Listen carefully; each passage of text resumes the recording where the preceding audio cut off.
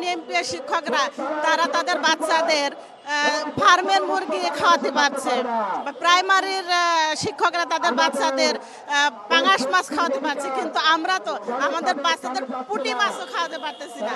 আমি ঝিনাইদহ জেলা থেকে আসছি। আমার স্কুলের নাম সুলতান আহমেদ অটিস্টিক ও প্রতিবন্ধী বিদ্যালয়। আমাদের একমাত্র দাবি ছিল, আমাদের বাংলাদেশে মোট 1772টি স্কুল আছে। এই স্কুলগুলো আমরা এমপি এবং স্বীকৃতির দাবিতে আমরা প্রেস ক্লাবের চত্বরে অবস্থান করছি।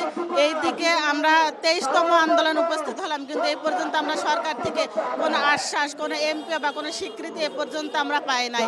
নন এমপি শিক্ষকরা তারা তাদের বাচ্চাদের ফার্মের মুরগি খাওয়াতে পারছে, প্রাইমারির শিক্ষকরা তাদের বাচ্চাদের পাঙাশ মাছ খাওয়াতে পারছে, কিন্তু আমরা তো আমাদের বাচ্চাদের পুঁটি মাছও খাওয়াতে পারতেছি না। কিন্তু আমাদের অপরাধটা কোথায়?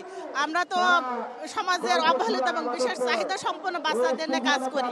আমরা তো সমাজের সবচেয়ে অবহেলিত বাচ্চাদেরকে সামনে নিয়ে আসার চেষ্টা করতেছি, তাদের অধিকার তাদেরকে প্রতিষ্ঠিত করার জন্য, তাদের অধিকারগুলো ফিরে দেওয়ার জন্য আমরা কাজ করি। আমরা আমাদের অধিকার আদায়ের, ন্যূনতম অধিকার আদায়ের জন্য রাজপথ বসে আছি। এখনো পর্যন্ত সমাজ কল্যাণ মন্ত্রণালয়ের ভ্রুকুটি পর্যন্ত নড়েনি।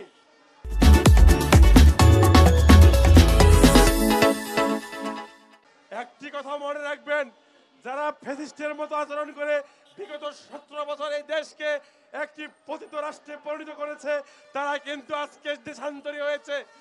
তারা জনগণের কথার মূল্যায়ন করেনি, তারা এদেশের শিক্ষকের কথা মূল্যায়ন করেনি।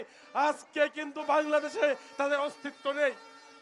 এই সমাজ কল্যাণ মন্ত্রণালয় আমাদের বিরুদ্ধে যে বৈষম্য আচরণ করছে, এই বিদ্যালয়গুলো নিয়ে যে টালবাহানা করছে, তারা যে বৈষম্যের পরিচয় দিয়েছে, আমার মনে হচ্ছে অতি শীঘ্রই তাদের অস্তিত্ব বাংলার মাটি থেকে বিলীন হয়ে যাবে। আমরা বদ্ধ সমাজ, কিন্তু এটা ভুলে গেলে হবে না যে আমরাও কিছু করতে পারি। মানুষের যখন ধৈর্যের সীমা শেষ হয়ে যায়, তখন মানুষ জীবন দিতে দ্বিধা করে না।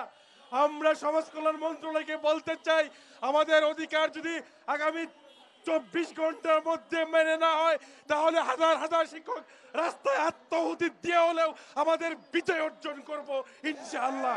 আমাদের অধিকার আদায় করতে হয়, তথাপিও আমরা পিছপা হব না। প্রিয় সহযোদ্ধাবৃন্দ, আমরা বিজয়ের মুহূর্তে যেন ধৈর্য যদি না ঘটে, এখন যে কোনো সময় আমাদের বিজয় অর্জিত হবে। আমরা বিজয়ের রঙিন আমরা দেখতে পাচ্ছি। এর শেষ সময় যেন আমরা এই মাঠ থেকে কেউ না যাই। আমরা অবশ্যই আমাদের রক্তের অর্জিত শেষ বিজয়টুকু নিয়ে মাঠ ছাড়বো, এই অনুরোধটুকু আপনাদের প্রতি রইল। আমরা দেখেন রাস্তায় আমাদের স্বামী সন্তান সংসার ফেলে আমরা এই যে চলে আসছি। আমাদের ধুলাবালি, আমরা কুকুর বিড়ালের সাথে ঘুমাচ্ছি রাত্রে। আমাদের অনেক কষ্ট হচ্ছে, গরম, তারপরে হচ্ছে আমাদের এই যে মানে ধুলাবালিতে অনেকের অসুস্থ হয়ে যাচ্ছে, অনেকের পেটের সমস্যা হচ্ছে, অনেকে ঘুমাতে পারতেছে না, অনেকে মাথা ঘুরে অজ্ঞান হয়ে পড়ে যাচ্ছে। এটা আমাদের কষ্টজনক না? আমরা কি রাস্তার মানুষ? আমাদের কি ঘর সংসার নাই? আমরা কি ঘরে থাকার যোগ্য না? আমরা কি রাস্তায় ঘুমাবো সারা জীবন?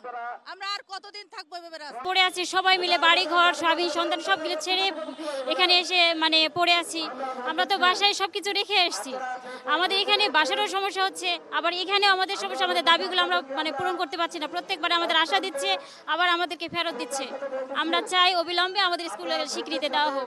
অনেক সমস্যা হচ্ছে, আমাদের তো আমরা পরিচালনা করতে পারছি না। তো আমরা বাচ্চাদেরকে ভালো মতো খেতে দিতে পারছি না। মানে আমাদের নিজের সব খরচ দিয়ে চালাতে হচ্ছে, আমরা নিজের পকেট মানি দিয়ে চালাতে হচ্ছে। আমাদেরকে কেউ কখনো মানে সহযোগিতা আমরা পাচ্ছি না।